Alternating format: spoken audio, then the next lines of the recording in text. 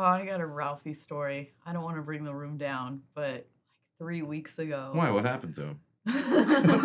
Sorry. Yeah. Something happened. Yeah, where's he been, by the way? Yeah. 3 weeks ago, my dad comes up to me and he's like, "Oh, I just discovered this Nashville comic. You got to get me in to see this guy. You got to use your connections." And then he's like, "Look at this thing on YouTube." Old And Ralphie then, clip. yeah, and I just started crying. Mhm. And then, but me and my dad had this beautiful moment where I took him through the best of Ralphie, and like, so now every time he calls me, he's like, "I want to go Norkland." Yeah, Norkland. Yeah, great bit. What you got to do is send your dad a list of comics who are about to die. Well, that's what I said. I was just going to say.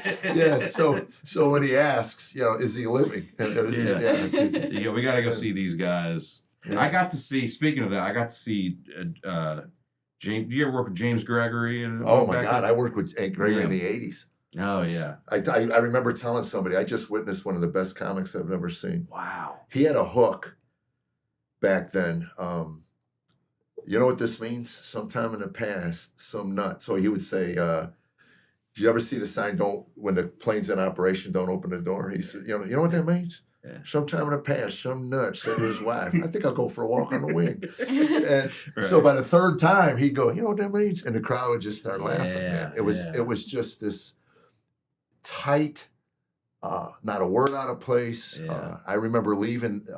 I opened for him, and I remember leaving that week thinking I got a lot of work to do. Wow. Yeah. Yeah. He. It's tough to imagine a young James Gregory, like young and spry. Though Yeah. I don't know if he was ever. Well, spry would never be a word. I would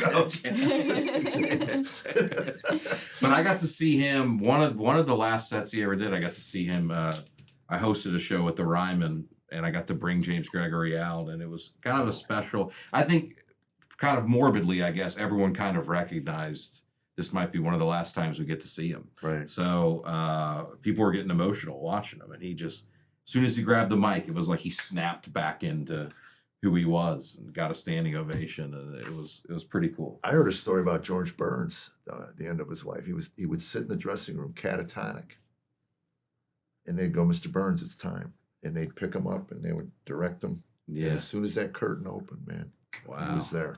I opened for a few potheads that did that too.